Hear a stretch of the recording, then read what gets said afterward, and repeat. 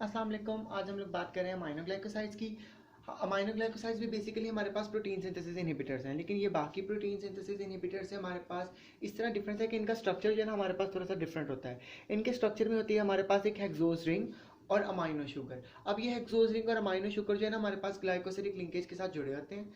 That is why हम इनको aminoglycosides कहते हैं। अगर हम अमाइनोग्लाइकोसाइड की फार्माकोकाइनेटिक की बात करें जो कि बहुत इंपॉर्टेंट है, इसमें हमारे पास एक मोस्ट प्रोमिनेंट चीज़ आती है, वो है जी इनका मोड ऑफ एक्शन। आप लोगों ने ड्रग्स के दो तरह की ड्रग्स सुनी होंगी, एक होती है टाइम डिपेंड, वो ड्रग्स जो टाइम डिपेंडेंट किलिंग करती हैं, और वो जो हमारे पास कंसंट्रेशन डिपेंडेंट किलिंग करती हैं। अब हमारे पास टाइम डिपेंडेंट किलिंग करने वाली क्या आती हैं, याद रखें, आपको पता है, आपने एक वर्ड सुना होगा मिनिमम इनहिबिटरी कंसंट्रेशन का। मिनिमम इनहिबिटरी कंसंट्रेशन ये है हमारे पास कि मैंने एक ड्रग है मेरे पास, मैंने उसकी इतनी क्वांटिटी दी, मिनिमम क्वांटिटी दी कि जिसने जाके बैक्टीरिया की ग्रोथ को और बैक्टीरिया की इन्फेक्शन को, या कह लेंगे जी बैक्टीरियाज को इनहिबिट कर दिया। ठीक है जी, मिनिमम कंसंट्रेशन ऑफ ड्रग जिसने जाके हमारे पास बैक्टीरियाज को क्या कर दिया, इनहिबिट कर दिया। फॉर एग्जांपल सपोज कर लें जी मेरे पास पेनिसिलिन है, इट्स जस्ट एन एग्जांपल।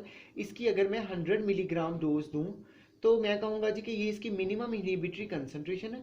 इतनी डोज अगर मैं दूंगा तो ये बॉडी में जाके बैक्टीरियाज की बैक्टीरिया को ना इनहिबिट कर देगी।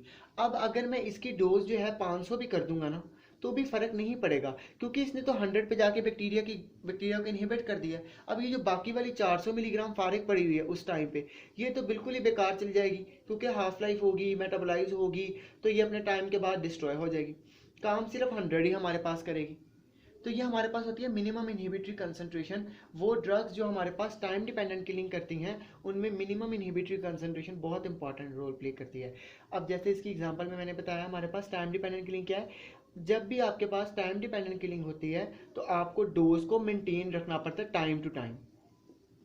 मतलब हमारे पास क्या है कि मैंने हर घंटे के बाद 100 मिलीग्राम डोज देनी है, ताकि मेरे पास बॉडी के अंदर 100 मिलीग्राम जो है ना वो मेंटेन रहे, बैक्टीरिया इनहिबिट ही रहे। लेकिन हमारे पास कंसंट्रेशन डिपेंडेंट किलिंग में हमारे पास क्या आता है कि मेरे पास एक ड्रग है, अगर उसकी मिनिमम इनहिबिटरी कंसंट्रेशन 100 मिलीग्राम है, अगर मैं इससे ज़्यादा भी दे दूं, 200 दे दूं, तो क्या होगा कि बैक्टीरिया की इनहिबिशन जो है ना वो फास्ट हो जाएगी। ड्रग का एक्शन क्या हो जाएगा, स्पीड अप हो जाएगा, फास्ट हो जाएगा। फॉर एग्जांपल 100 मिलीग्राम मेरे पास जी 50 डेसीलीटर ब्लड में से बैक्टीरिया को निकाल रही थी। अब मैंने डोज कर दी 200।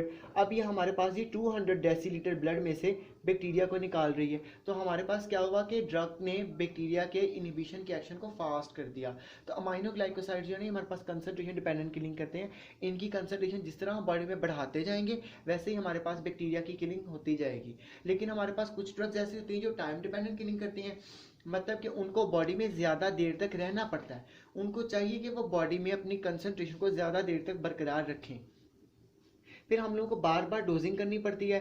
फॉर एग्जांपल जैसे मैंने 100 मिलीग्राम की एग्जांपल दी कि जी 100 मिलीग्राम हमारे पास ड्रग है, ये देंगे तो बैक्टीरिया की इनहिबिट हो जाएंगे हमारी बॉडी के अंदर। अब अगर मैं 500 भी एक टाइम पे दे दूंगा ना तो 100 वाली काम कर लेगी अपना, बाकी 400 जो है वो रूटीन के साथ उस टाइम पे मेटाबोलाइज हो जाएगी आधे पौने घंटे के अंदर, तो जितनी उसकी हाफ लाइफ होगी, तो हमारे पास तो डोज मेंटेन ही नहीं रहेगी।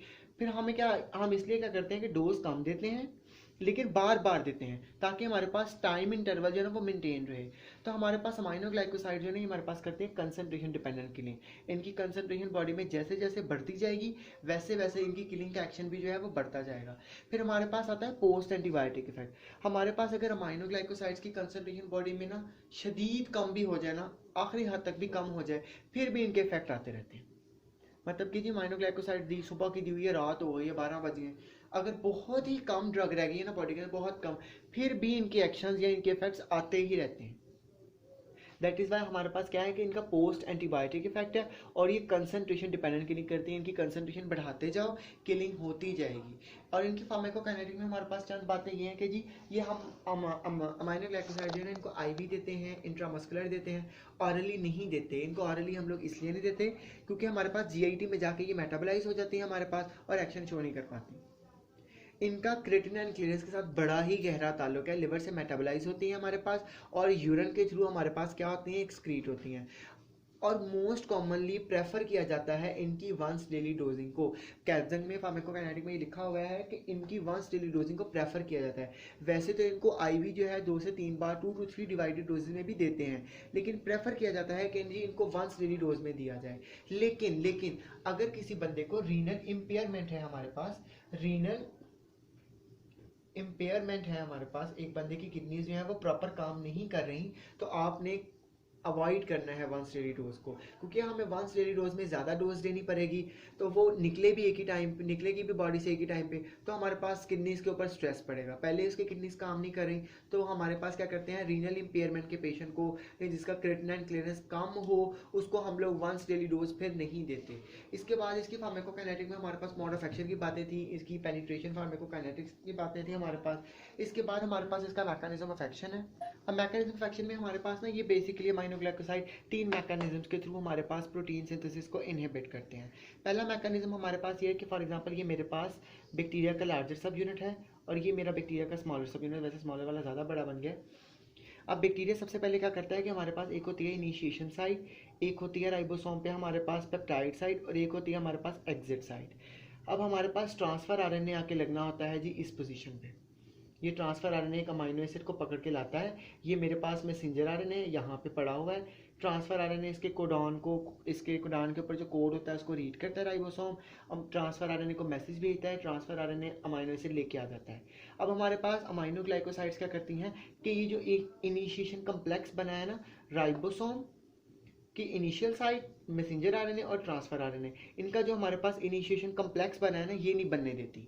ठीक है, एक तो हमारे पास ये है कि अमाइनो ग्लाइकोसाइड इनहिबिट कर देती हैं फॉर्मेशन ऑफ इनिशिएशन कम्प्लेक्स को। जब इनिशिएशन कम्प्लेक्स ही नहीं बनेगा तो प्रोटीन सिंथेसिस स्टार्ट ही नहीं होगी हमारे पास। अब for example ji protein synthesis शुरू हो गई हुई है, अमाइनो ग्लाइकोसाइड देर से दी आपने, ड्रग देर से दी, ड्रग बाद में आई, तो ये क्या करती है ट्रांसलोकेशन को इनहिबिट कर देती है। अब ट्रांसलोकेशन को इनहिबिट का मतलब क्या होता है कि जब बैक्टीरिया पेप्टाइड साइड पे आ जाता है ना, पेप्टाइड चेन पे, हमें पता है कि इसके पास फिर यहाँ पे हमारे पास ऐसे चेन बनी होती है जो इसने अगले वाले अमाइनो एसिड को ट्रांसफर करके खुद एग्जिट साइड से निकलना होता है। तो अमाइनो ग्लाइकोसाइड क्या करते हैं, एग्जिट साइड पे बाइंड हो जाते हैं, इसको बाहर ही नहीं निकलने देते, ट्रांसलोकेट ही नहीं होने देते। जब ट्रांसफर आरएनए यहाँ फंस जाता है हमारे पास तो नया ट्रांसफर आरएनए लग नहीं पाता, तो हमारे पास प्रोटीन सिंथेसिस भी क्या हो जाती है, इनहिबिट हो जाती है। तो एक मैकेनिज्म ये है कि हमारे पास कि जब इनिशिएशन कम्प्लेक्स को ब्लॉक कर दो, बनने ही ना दो। अगर बन गया है, प्रोटीन सिंथेसिस शुरू हो गई, आपने देर से ड्रग दी है, तो अमाइनो ग्लाइकोसाइड्स क्या करती हैं, इनकी ट्रांसलेशन को इनहिबिट कर देती, ट्रांसलोकेशन को इनहिबिट कर देती हैं। तीसरा पॉइंट हमारे पास बड़ा इंपॉर्टेंट है, मिस रीडिंग ऑफ कोडान्स। अब हमारे पास क्या करती हैं, अमाइनो ग्लाइकोसाइड्स आती हैं जो हमारे पास मैसेंजर आरएनए के ऊपर कोडान्स होते हैं ना, छोटे छोटे 3 न्यूक्लियोटाइड्स का हमारे पास जो कोडान होता है, उनको मिस रीड करा देती है। जब कोडान की मिस रीडिंग हो जाएगी, हमारे पास कोडान शफल हो जाएंगे, आगे पीछे हो जाएंगे हमारे पास, राइबोसोम उनको रीड ही नहीं कर पाएगा, राइबोसोम मिस रीड करेगा उनको या रीड ही नहीं कर पाएगा, तो वो ट्रांसफर आरएनए को क्या सिग्नल भेजेगा। जब ट्रांसफर आरएनए को सिग्नल नहीं जाएगा या गलत सिग्नल जाएगा तो वो गलत अमाइनो एसिड पकड़ के ले आएगा और प्रोटीन सिंथेसिस हमारे पास इस तरह होगी ही नहीं। ये हमारे पास मैकेनिज्म ऑफ एक्शन है हमारे पास अमाइनो ग्लाइकोसाइड्स का, कि हमारे पास पहले वो क्या करते हैं कि या तो इनिशिएशन कम्प्लेक्स को ही नहीं बनने देते, ट्रांसफर आरएनए को लगने ही नहीं देते। दूसरा क्या है, अगर लग गया है, प्रोटीन सिंथेसिस शुरू हो गई है, तो वो ट्रांसफर आरएनए को एग्जिट साइड से निकलने ही नहीं देते। जब वो एग्जिट साइड से हमारे पास निकलेगा ही नहीं तो हमारे पास प्रोटीन सिंथेसिस वहीं रुक जाएगी। अगर हम लोग मिस रीडिंग की बात करें तो हमारे पास अमाइनो ग्लाइकोसाइड्स क्या करते हैं, कोडान्स की मिस रीडिंग करा देते हैं। राइबोसोम उनको मिस रीड करता है, जैसा रीड करता है वैसा ही वो आगे सिग्नल दे देता है और हमारे पास ट्रांसफर आरएनए भी फिर वैसा ही अमाइनो एसिड पकड़ के लाता है और गलत अमाइनो एसिड आएगा, प्रोटीन सिंथेसिस शुरू ही नहीं होगी हमारे पास। तो ये सारा चक्कर हमारे पास करता है। तो ये हमारे पास अमाइनो ग्लाइकोसाइड्स का मैकेनिज्म ऑफ एक्शन था। अब हम बात करें अगर इसकी मैकेनिज्म ऑफ रेजिस्टेंस की, बात करें, हमारे पास तो जो ड्रग्स हैं ना, बैक्टीरिया हैं, उन्होंने अमाइनो ग्लाइकोसाइड के साथ खिलाफ रेजिस्टेंस इस तरह डेवलप की हुई है कि उनके अंदर ना कुछ एंजाइम्स प्रोड्यूस होते हैं जिनको कहते हैं हम लोग ग्रुप ट्रांसफेरेजेस। ग्रुप ट्रांसफेरेजेस क्या करते हैं, अमाइनो ग्लाइकोसाइड्स की एसिटाइलेशन करा देते हैं, फॉस्फोराइलेशन करा देते हैं, एडिनिलाइलेशन करा देते हैं हमारे पास, ठीक है, जिसकी वजह से ड्रग इफेक्टिव ही नहीं रहती हमारे पास। दूसरा पॉइंट इनकी रेजिस्टेंस का इंतहाई इंपॉर्टेंट है, इनकी फार्माकोकाइनेटिक में भी ये चीज़ लिखी हुई है कि ये क्या करते हैं, इम्पेयर्ड एंट्री। मसलन मतलब कि इसका क्या है कि हमारे पास हमें पता है कि प्रोटीन सिंथेसिस हो रही है हमारे पास सेल के अंदर। अब बैक्टीरिया ने, ड्रग ने सेल के अंदर आना ही आना है। अब अमाइनो ग्लाइकोसाइड को बैक्टीरिया के अंदर आने के लिए चाहिए कुछ चैनल्स, अब ये चैनल जो हैं, ये चैनल है जी ऑक्सीजन डिपेंडेंट, ये ऑक्सीजन की मौजूदगी में ही काम करते हैं, एक्टिव होते हैं और तभी किसी चीज़ को ट्रांसपोर्ट करते हैं। ठीक है, तो अब ये क्या करता है कि ये इन चैनल्स को इम्पेयर कर देता है। ये चैनल्स जब अल्टर हो जाएंगे, इनका स्ट्रक्चर चेंज हो जाएगा हमारे पास, तो अमाइनो ग्लाइकोसाइड्स अंदर नहीं आ सकेंगे। अब एक चीज़ इनके बारे में हिफ्स कर लें, याद कर लें कि एनारोब्स जो हैं अमाइनो ग्लाइकोसाइड्स, उनके खिलाफ बिल्कुल एक्टिव नहीं है। बिल्कुल भी amino glycosides are ineffective against anaerobes. Anaerobes के खिलाफ क्यों? क्योंकि एनारोब्स हमें पता है ऑक्सीजन फ्री इन्वायरमेंट में रहते हैं, जहाँ ऑक्सीजन नहीं होती हमारे पास। ठीक है, जब ऑक्सीजन ही नहीं होगी तो ऑक्सीजन डिपेंडेंट चैनल्स कहाँ से होंगे? जब ऑक्सीजन डिपेंडेंट चैनल्स नहीं होंगे तो amino glycoside outside the cell to inside the cell move कैसे करेगी हमारे पास? तो ये एक बेसिक रीजन है, ये याद कर लें कि हमारे पास एनारोब्स के खिलाफ कौन सी ऐसी ड्रग्स हैं जो बिल्कुल ही जीरो हैं, वो हमारे पास है अमाइनो ग्लाइकोसाइड्स। सिनेरियो में आ जाए अगर हमारे पास कि जी आप बताएं जी कोई ऐसी ड्रग जो ऑरली नहीं दे सकते बिल्कुल भी, तो वो भी हमारे पास अमाइनो ग्लाइकोसाइड्स हैं। ठीक है जी, वो कौन सी ड्रग्स हैं जिन जो कंसंट्रेशन डिपेंडेंट किलिंग करती हैं, तो वो अमाइनो ग्लाइकोसाइड्स हैं। पोस्ट एंटीबायोटिक इफेक्ट किन ड्रग्स का आता है? अमाइनो ग्लाइकोसाइड्स का आता है। ऐसी कौन सी ड्रग्स हैं जो एनारोब्स के खिलाफ बिल्कुल इनफेक्टिव है? सिनेरियो आ सकता है जी कि एनारोबिक बैक्टीरिया था, उसको जी डॉक्टर ने एक ड्रग दी है अमाइनो ग्लाइकोसाइड, तो उसका इफेक्ट नहीं आ रहा, रीजन बताएं। रीजन में फिर एमसीक्यू में 4 ऑप्शन हो सकते हैं कि जी हमारे पास पता हो कि एनारोब्स ऑक्सीजन फ्री इन्वायरमेंट में रहते हैं, इनको और अमाइनो ग्लाइकोसाइड्स को ऑक्सीजन डिपेंडेंट चैनल्स चाहिए ही चाहिए अंदर आने के लिए। तो ये हम चैनल्स को अल्टर करके भी रेजिस्टेंस बता सकते हैं। तो एक एडिशनल बात थी, मैंने बता दी, बुक में लिखी हुई है कैटजन में। एक और मैकेनिज्म है कि वो जो हमारे पास अमाइनो ग्लाइकोसाइड जो है ना, हमारे पास बैक्टीरिया जो है वो अपने 30S सब यूनिट को ही अल्टर कर लेता है, चेंज कर लेता है, जिसके ऊपर आके अमाइनो ग्लाइकोसाइड्स ने लगना होता है। जब उसका 30S सब यूनिट ही हमारे पास चेंज हो जाता है तो हमारे पास क्या होता है कि जी अमाइनो ग्लाइकोसाइड उसके साथ बाइंड नहीं कर पाते और बैक्टीरिया जो है वो रेजिस्टेंस डेवलप कर लेता है। बाकी हम इसका मैकेनिज्म ऑफ क्लिनिकल यूजेस और बाकी ड्रग्स हम नेक्स्ट वीडियो में पढ़ेंगे। If you have any query you can always ask me. Thank you.